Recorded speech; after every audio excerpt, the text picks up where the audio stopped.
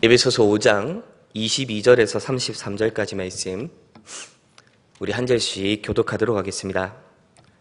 신약성경 315페이지쯤 에베소서 5장 22절에서 33절까지입니다.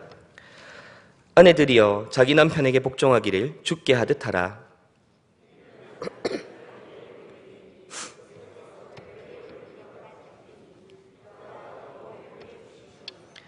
그러므로 교회가 그리스도에게 하듯 아내들도 범사에 자기 남편에게 복종할지니라.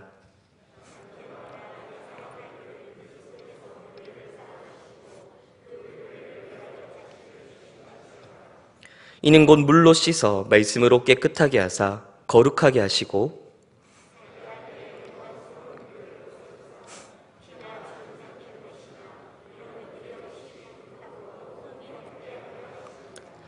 이와 같이 남편들도 자기 아내 사랑하기를 자기 자신과 같이 할지니 자기 아내를 사랑하는 자는 자기를 사랑하는 것이라.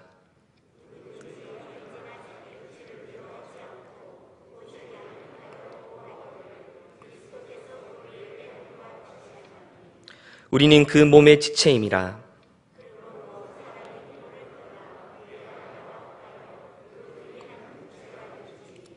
이 비밀이 크도다. 나는 그리스도와 교회에 대하여 말하노라.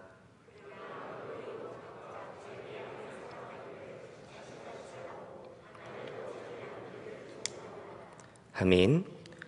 예, 말씀 한 군데를 더 찾아보겠습니다. 갈라디아서 3장 말씀입니다. 갈라디아서 3장 26절에서 27절 제가 봉독하겠습니다. 갈라디아서 3장 26절에서 27절입니다.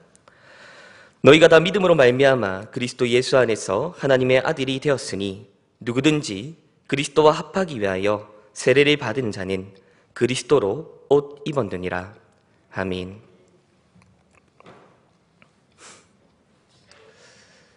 예, 최근에 기사 하나를 읽었습니다. 기사 제목이 20대 부모가 사라진 나라라고 하는 제목이었는데요. 20대에 자녀를 낳는 사람들이 점점 찾아보기 어려워지고 있는 우리나라의 현실에 대해서 이렇게 통계를 내놓은 기사였습니다. 이 기사 제목을 들을 때 우리 성도님들은 어떤 생각이 드십니까? 우선 청년들의 경우에는 그게 뭐 그렇게 대단히 기사거리가 될 만한가 이렇게 생각할지도 모르겠습니다. 대학을 졸업하고 취업 준비를 하고 어느 정도 기반을 다지려고 하다 보면은 20대 후반이나 30대 초반은 되어야 되고 그때 결혼을 해서 자녀를 가지면 당연히 20대의 애를 가지기 어려운 것 아닌가 이렇게 생각할 수도 있겠지요. 반면 작년 성도들의 경우에는 어떻습니까? 한편으로는 지금 이 시대적 분위기와 우리 청년들의 상황이 이해가 되실 겁니다.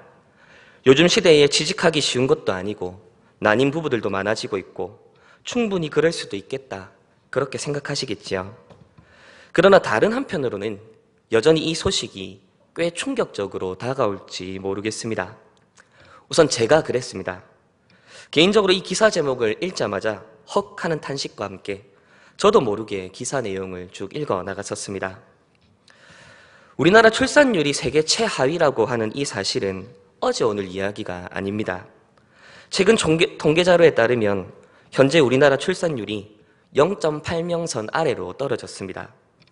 그리고 작년에 1970년대 이후로 처음으로 전체 인구에서 사망자의 숫자가 출생아의 숫자를 넘어섰습니다. 70년대 이후로 꾸준히 늘어왔던 대한민국의 국민 인구수가 처음으로 줄기 시작했습니다. 그리고 이 격차는 아마 앞으로 점점 더 벌어지지 않을까 그렇게 예측을 하고 있습니다. 자, 그러면 이렇게 출산율이 떨어지고 있는 이유는 그리고 20대 부모가 사라지는 원인에는 어떤 것들이 있겠습니까? 우선 가장 단적인 이유는 결혼을 늦게 하거나 아예 결혼을 하지 않는 그런 사람들이 많기 때문이겠지요.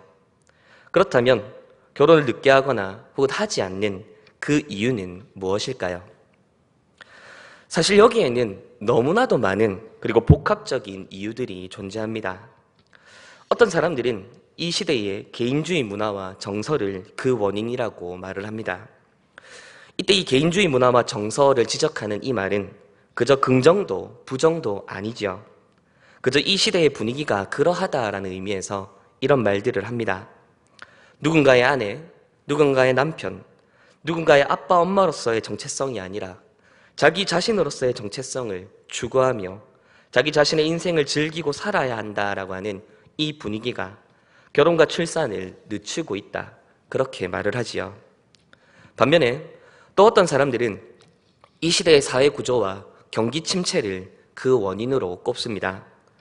과거에 비해 우리 청년들이 취업하기도 경제적으로 자립하기도 내 집 마련을 하기도 너무나 어려워졌습니다. 내 몸 하나 돌보기도 어려운 실정에 남편, 아내, 자녀들까지 건사하기가 너무나도 부담스럽습니다. 결혼을 해놓고 남편이나 아내 혹은 자녀들을 함께 고생시키기보다는 우선 나 혼자 고생하면서 어느 정도의 자리와 입지를 다진 후에 결혼해야 되겠다, 그렇게 생각하는 경우도 있겠지요. 더 나아가서 결혼 자체를 하지 않아야 되겠다, 그렇게도 생각을 할 것입니다. 이 외에도 결혼과 출산이 늦어지거나 결혼을 하지 않는 다양한 이유들이 아마 존재할 것인데요. 그 다양한 원인 중에 이 시대의 문란한 성문화가 한 몫을 차지하고 있는 것 같습니다. 이제 청소년들과 우리 청년들에게 혼전순결을 이야기하는 것은 비웃음거리에 해당합니다. 도대체 지금 시대가 어떤 시대인데 7, 80년대 이야기, 조선시대 이야기를 하느냐, 그렇게 비웃습니다. 자만추라고 하는 단어가 있습니다. 원래 이 단어는 자연스러운 만남을 추구한다라고 하는 의미인데요. 그런데 어느 순간부터 이 용어가 다른 의미로 사용되고 있습니다. 이제는 자연스러운 만남 추구가 아니라 자고 나서 만남을 추구한다라고 하는 의미로 젊은 세대들에게 이 단어가 변질되어 사용되고 있습니다. 그렇게 이 시대는 더 이상 결혼이 아니라 원나잇 혹은 동거에 머물러 있는 그런 시대라는 것을 우리는 보게 됩니다. 자, 여기서 우리는 동거와 결혼의 차이에 대해서 한번 생각해 볼 필요가 있겠는데요. 결혼과 비교해 볼 때 동거에는 크게 세 가지 특징이 있습니다. 첫째, 동거는 증인을 필요로 하지 않습니다. 동거를 할 때에는 동거의 당사자 이외에 존재에게 확인이나 보증을 받을 필요가 없습니다. 그저 좋아하는 두 사람 사이에 동의와 합의만 있으면 얼마든지 동거를 할 수 있습니다. 둘째, 동거는 서로에 대한 책임으로부터 상대적으로 자유롭습니다. 물론 최근에는 결혼의 의미도 많이 퇴색되었고 이혼이 너무나도 흔해지다 보니 동거와 결혼의 차이로 바로 이 책임을 말한다는 것이 무색하게 느껴지기도 합니다. 그럼에도 불구하고 동거와 결혼은 그 책임에 있어서 무게감이 전혀 다르지요. 비록 동거하는 커플 사이에도 책임지려는 마음이 없지는 않겠지만 결혼한 관계와 비교해보자면 그 무게감은 너무나도 가볍습니다. 마지막 세 번째로 동거는 지금 내 앞에 있는 사람보다 더 좋은 사람, 더 나은 사람, 더 마음에 드는 사람이 나타나면 얼마든지 상대방을 버리고 떠날 수 있습니다. 동거의 목적은 만족 추구입니다. 여기서 증인들 앞에 고백한 서약이나 혹은 서로에 대한 책임이 없습니다. 그저 만족을 주고받는 것으로 맺어진 일종의 거래관계이지요. 따라서 더 이상 상대방이 나에게 만족이 되지 않거나 지금 내 눈앞에 있는 상대방보다 더 큰 만족을 줄 만한 대상이 생기게 되면 언제든지 상대방을 버리고 떠날 수 있는 것이 바로 동거입니다. 바로 이러한 것들이 결혼과 다른 동거의 특징들입니다. 자, 그러면 결혼은 어떻습니까? 지금까지 동거에 대해 살펴본 내용들을 뒤집어 생각해보면 결혼의 특징이 나오겠지요. 동거와 비교해 보았을 때 결혼이 가지고 있는 첫 번째 특징은 증인이 필요하다는 것입니다. 적어도 기독교 혼인 예식에서는 증인이 필요합니다. 혹시 기독교 혼인 예식에서 가장 중요한 순서가 무엇이라고 생각하십니까? 흔히들 혼인 예식에서 가장 중요한 순서를 목사의 설교 혹은 권면의 말씀으로 생각하는 경우들이 많이 있습니다. 하지만 혼인 예식에서 가장 중요한 순서는 바로 신랑 신부의 서약입니다. 이때 이 서약은 결혼 당사자 둘 사이에서만 이루어지는 약속이 아니지요. 이 서약은 혼인 예식에 참석한 많은 사람들 앞에서 하는 약속입니다. 이런 면에서 기독교 혼인 예식에 참여하는 청중들은 단순한 하객이나 손님이 아니라 이 혼인 예식에 참여하는 신랑 신부의 서약의 증인으로서 참여하는 것이죠. 자, 그런데 여기서 끝이 아닙니다. 기독교 혼인 예식에서는 또 다른 증인이 계십니다. 그분은 바로 삼위 하나님입니다. 우리의 혼인 예식은 그저 사람들 앞에서 행해지는 일이 아닙니다. 우리의 혼인 예식은 삼위 하나님 앞에서 행해지는 거룩한 예식입니다. 그리고 신랑 신부의 이 서약은 바로 삼위 하나님 앞에서 행해지는 엄숙한 약속입니다. 하나님께서 아담에게 돕는 배필인 여자를 이끌어 오셨을 때에 아담이 하나님 앞에서 무엇이라 고백합니까? 이는 내 뼈 중에 뼈요 살 중에 살이라, 그렇게 고백합니다. 최초의 혼인 서약이지요. 이처럼 우리의 믿는 자들의 혼인에는 삼위 하나님께서 증인이 되어 주십니다. 그래서 신랑 신부 사이의 서약이 끝나면 목사는 사람들 앞에 이렇게 공포합니다. 두 사람이 부부된 것을 성부와 성자와 성령의 이름으로 공포하노라. 하나님이 짝지어 주신 것을 사람이 나누지 못할지니라. 삼위 하나님께서 우리 혼인 예식에 증인이 되어 주시기 때문에 선포되는 문구입니다. 이어서 결혼이 가지는 두 번째 특징은 서로가 책임을 져야 한다는 것입니다. 우선 우리는 혼인한 상대방에 대한 책임을 져야 합니다. 그렇다면 이때 말하는 책임은 구체적으로 무엇을 의미합니까? 오늘 우리가 함께 읽은 에베소서 5장 말씀에 따르면 서로를 사랑하고 존중할 책임을 지고 있습니다. 또한 우리는 많은 증인들 앞에서도 서로의 서약에 대한 책임을 져야 합니다. 혼인예식에 참여한 사람들과 삼위 하나님 앞에서 했던 바로 그 서약의 내용을 우리는 힘써 지켜나가야 될 책임이 있습니다. 하나님께서 짝지어 주신 것을 나눌 수 없다라고 하는 이 사실에 대한 책임의 무게를 느껴야 합니다. 이 책임은 세상 법정이 이혼 선고를 했다고 사라지지 않습니다. 하나님 앞에서 맺은 혼인 서약과 그에 대한 책임은 세상 법정과 행정 처리에 의해서 무효화되지 않습니다. 이혼 서류에 의해서 우리의 결혼 예식이 없던 것이 되지 않는다는 것입니다.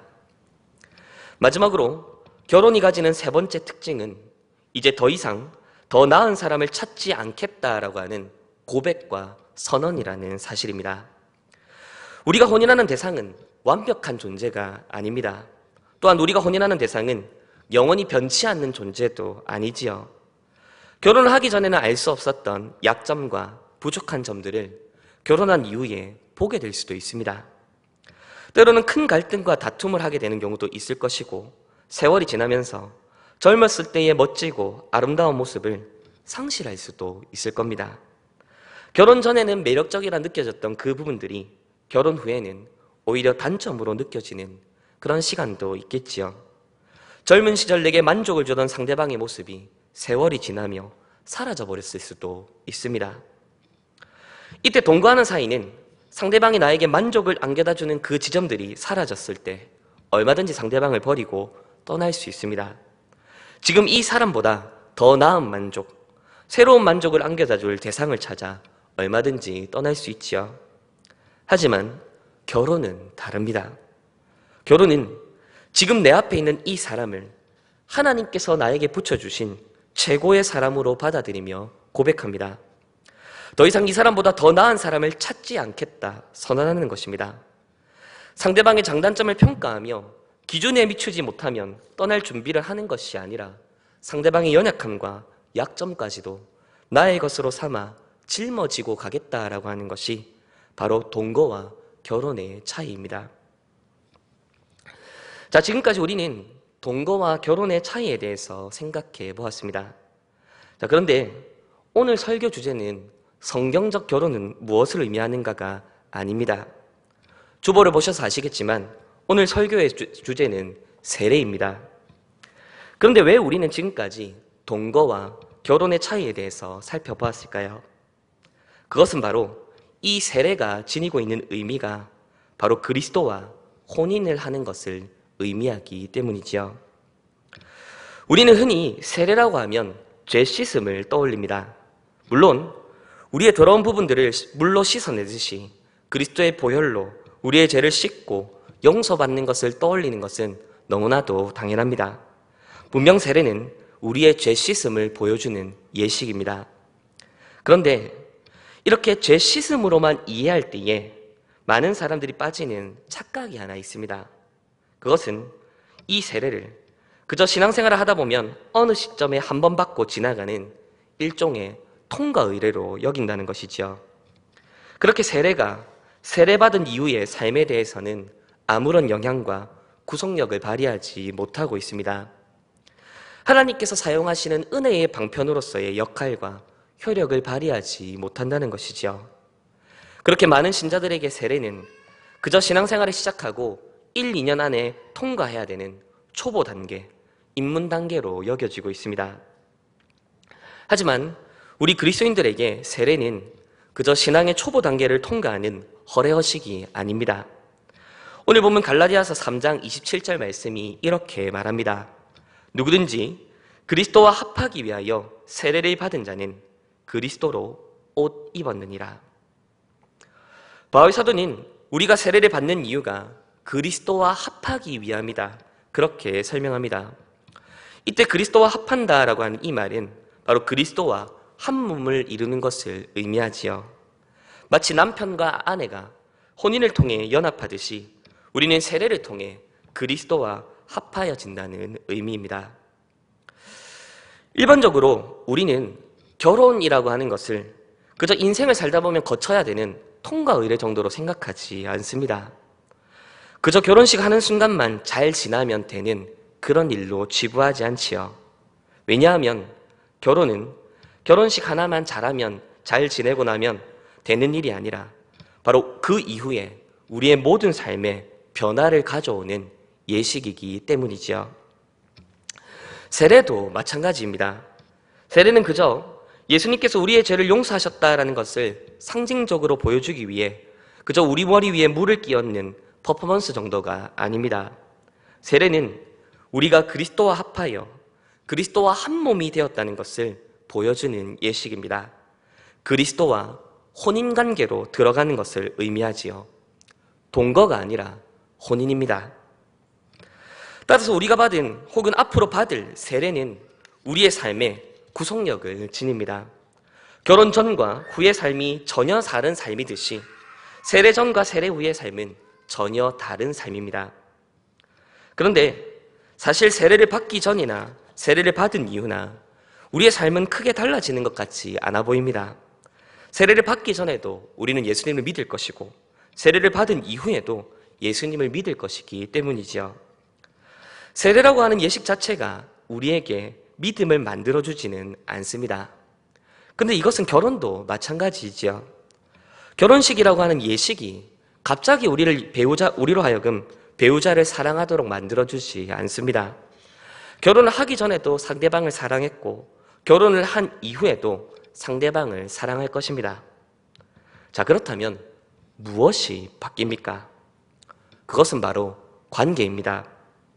결혼은 남자와 여자를 한 몸이 되게 만들어줍니다.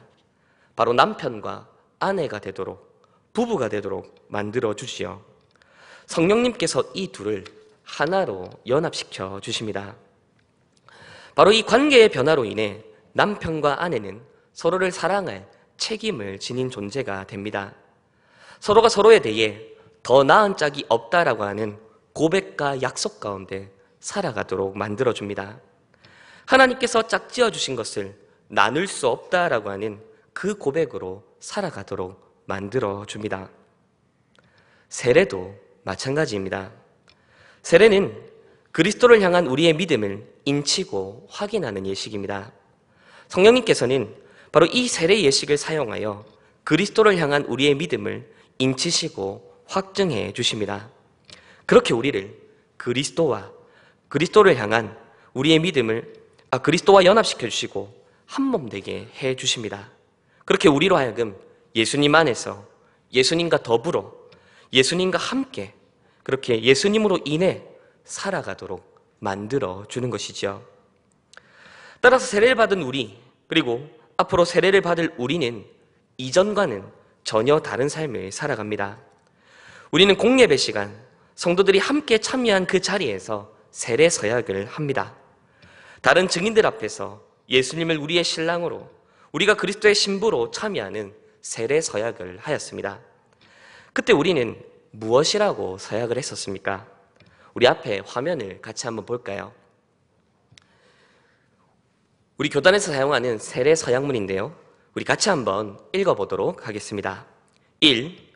여러분은 자신이 하나님 앞에 죄인인 줄 알며 당연히 그의 진노를 받아야 할 사람이지만 하나님의 크신 자비에 의하여 구원을 얻는 길 외에 소망이 없는 자의 것을 인정합니까? 2.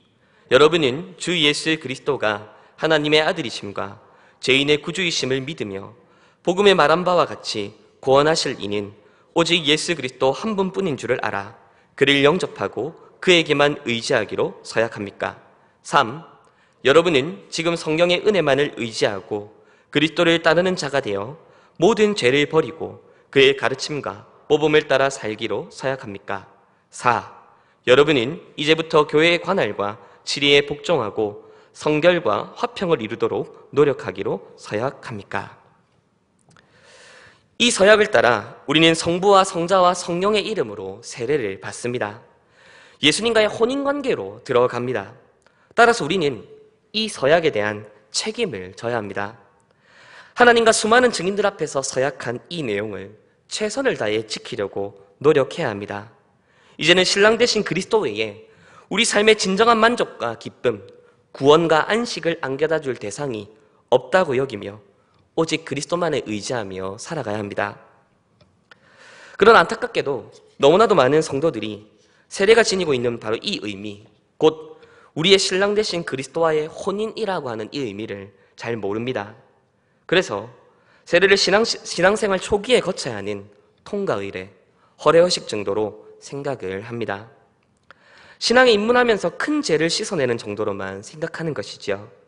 그렇게 세례 받은 이후의 삶에는 아무런 영향력도 구속력도 발휘하지 않습니다.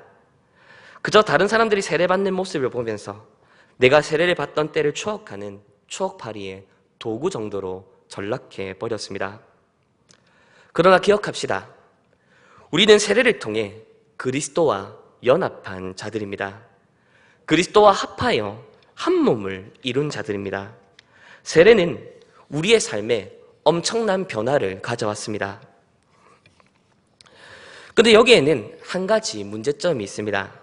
그것은 우리들 대부분이 이 그리스도와 맺은 혼인서약, 바로 세례서약에 그다지 신실하지 않다는 사실이지요. 우선 많은 사람들이 세례서약을 혼인서약과 같은 의미와 무게도 받아들이지 않습니다.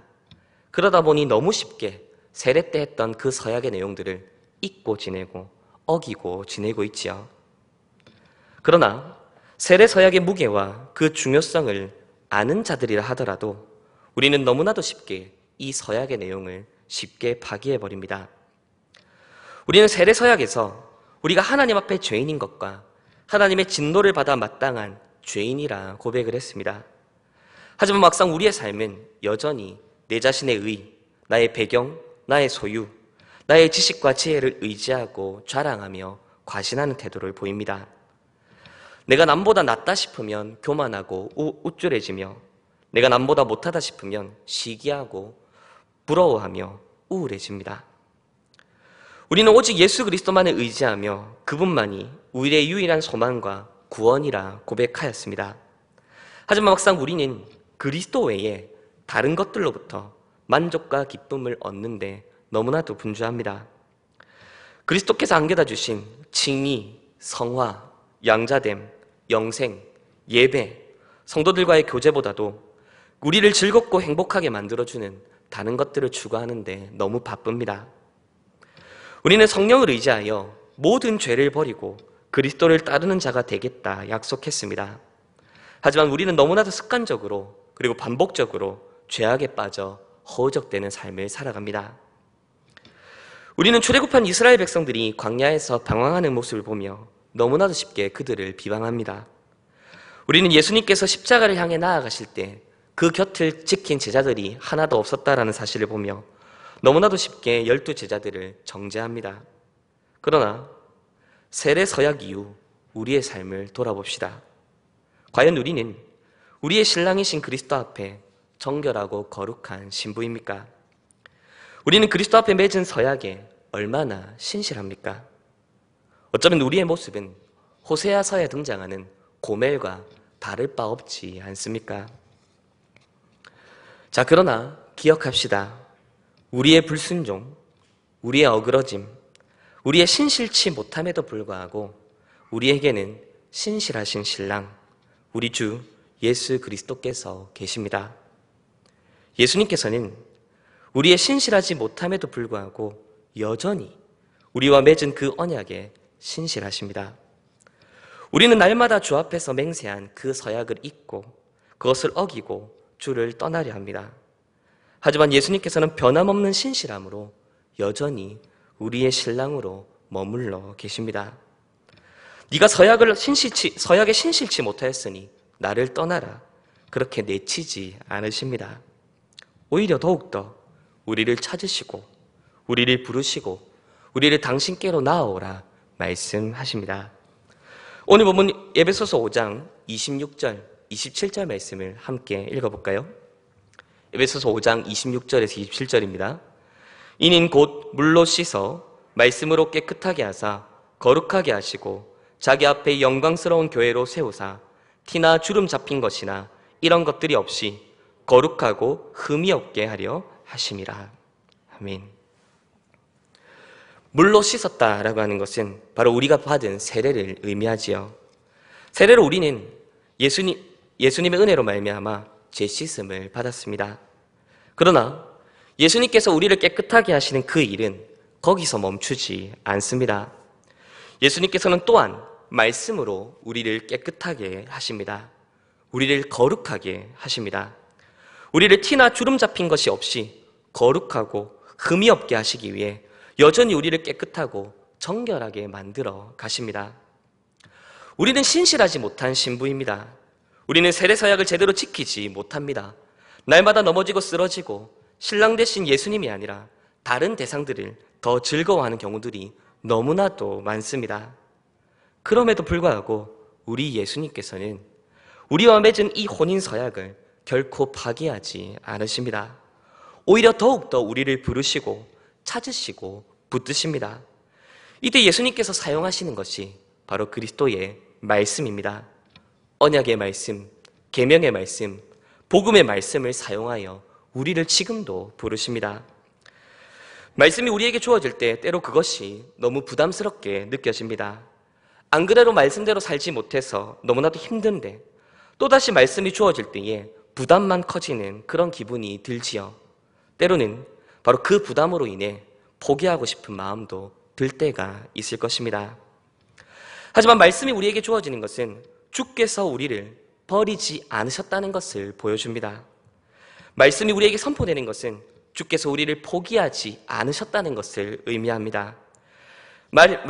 신랑 되신 그리스도께서 여전히 우리 곁에 계시며 우리를 깨끗하게 하시고 거룩하게 하시기 위해 우리를 흠이 없도록 빚어가시기 위해 우리와 여전히 함께 계신다는 것을 보여주는 것이 말씀의 역할입니다. 그러니 사랑하는 성도 여러분, 우리가 받은 이 세례의 의미를 붙들며 나아갑시다. 우리의 신랑 되신 그리스도께서 변함없는 신실함으로 우리와 함께 계신다는 그 사실을 의지합시다. 물론 우리는 여전히 그리스도와 맺은 그 서약에 신실하지 못할 것입니다. 우리는 여전히 넘어지고 방황하며 실패할 것입니다. 그러나 그때조차도 우리 예수님께서는 우리의 신실하신 신랑으로 우리와 함께 하실 겁니다. 그리고 계속해서 말씀을 통해 우리를 부르시고 우리를 다독이시고 우리를 일으키시고 우리를 인도해 주실 것입니다. 때로 그 말씀이 아프고 쓰라리고 따갑게 느껴질 수 있습니다. 때로는 그 말씀에 따르는 것이 너무나도 부담스럽게 느껴질 수도 있을 겁니다. 하지만 바로 그 말씀의 요구들이야말로 예수님께서 우리의 신랑으로 계시며 우리를 신실하게 붙들고 계신다는 그 사실을 기억하며 나아가는 우리가 되면 좋겠습니다. 이제 말씀을 맺겠습니다. 오늘 우리는 동거와 결혼을 비교하는 가운데 우리가 받은 이 세례의 의미에 대해서 함께 살펴보았습니다. 세례는 우리가 그리스도와 한 몸이 되는 혼인 예식과 같습니다. 결혼을 통해 남자와 여자는 이제 부부, 남편과 아내라고 하는 새로운 관계로 접어들었습니다. 수많은 사람들과 삼위 하나님 앞에서 서로를 사랑하고 아끼고 책임지겠다는 것을 공적으로 고백합니다. 지금 내 눈앞에 있는 바로 이 사람보다 더 나은 짝을 찾지 않겠다 서약하지요. 세례도 마찬가지입니다. 세례를 통해 우리는 수많은 사람들과 삼위 하나님 앞에서 그리스도와 합하여짐을 고백합니다. 세례 서약을 통해 오직 예수님을 우리의 유일한 구원과 소망으로 삼겠다 고백을 합니다. 그렇게 예수님을 우리의 신랑으로, 우리의 남편으로 맞아드립니다. 하지만 안타깝게도 우리들은 이 서약에 신실하지 못할 때가 많을 겁니다. 우리는 너무나도 쉽게 서약한 바를 잊고 어기며 살아갈 것입니다. 때로는 마치 예수님과 연합한 적이 없는 것처럼, 결혼한 적이 없는 것처럼 지낼 때도 있을 것입니다. 그러나 기억합시다. 세례를 통해 우리는 그리스도의 신부가 되었습니다. 우리는 신실하지 못한 신부이지만 그리스도께서 신실한 신랑으로서 우리 곁에 계십니다. 우리가 어긴 그 서약을 그리스도께서는 신실하게 지켜나가실 것입니다. 그때 예수님께서 그렇게 예수님께서는 우리의 신랑이시기를 포기하지 않으십니다. 우리를 포기하지 않고 버리지 않으실 겁니다. 우리를 깨끗하게 하시고 거룩하게 하시고 흠없고 정결하게 하시기 위해 예수님께서는 지금도 일하고 계십니다. 그때 예수님께서 사용하시는 도구가 무엇입니까? 바로 말씀입니다. 말씀의 선포를 통해 예수님께서는 지금도 우리의 신실한 신랑으로서 우리를 포기하지 않으시고 우리를 빚어가고 계십니다. 주일 공예배 시간이, 그리고 이렇게 말씀을 듣고 함께 기도하는 이 기도의 시간이 바로 그리스도께서 우리의 신랑으로서 지금도 신실하게 우리와 함께 우리를 위해 일하고 계신 시간입니다. 그러니 사랑하는 성도 여러분, 오늘도 우리를 깨끗하게 하시는 그리스도께로 나아갑시다. 말씀이 주어지고 선포되는 자리로 나아갑시다. 우리의 신랑이신 그리스도께 나아가며 우리의 신랑이 되어주겠다 약속한 그 세례의 약속을 붙드는 가운데 예수님께로 나아갑시다. 그렇게 그리스도의 섬김을 받아 거룩하고 흠없고 정결한 그리스도의 신부로 빚어져가는 저와 우리 대형교회 성도님들, 그리고 우리 언약의 자녀들 되기를 우리 주님의 이름으로 부탁드립니다. 함께 기도드리시겠습니다. 말씀하신 아버지 하나님, 이 시간 우리에게 세례의 의미를 깨달아 알게 하시고 또한 그 세례를 통해 우리에게 주신 그리스도의 약속을 붙들며 나아갈 수 있도록 허락해 주심을 참으로 감사드립니다. 하나님, 그리스도께서 우리의 신실한 신랑이 되어주셔서 우리를 끝까지 버리지 아니하시며 거룩하고 정결하고 흠없는 당신의 신부로 빚어가시겠다 약속하신 그 약속을 의지하여 오늘도 우리가 우리에게 주어진 삶을 살아가며 우리에게 주어진 믿음의 길을 걸어가고자 합니다. 우리의 실력, 우리의 자질, 우리의 능력을 따라 이 길을 걸어가지 않게 하시고 오직 그리스도께서 우리에게 베풀어 주신 그 은혜를 붙들며 약속을 의지하여 이 길을 걸어가게 하여 주시옵소서. 또한 그리스도께서 우리에게 베풀어 주신 그 은혜 가운데, 공급하시는 능력 가운데 또한 우리가 했던 그 서약의 내용들을 부족하나마 연약하나마 지켜나가기 위해 애쓰고 노력할 수 있는 저희들 되도록 이끄시고 인도하여 주시옵소서. 감사드리며 우리의 신실한 신랑 되신 우리 구주 예수 그리스도의 이름으로 기도드립니다. 아멘.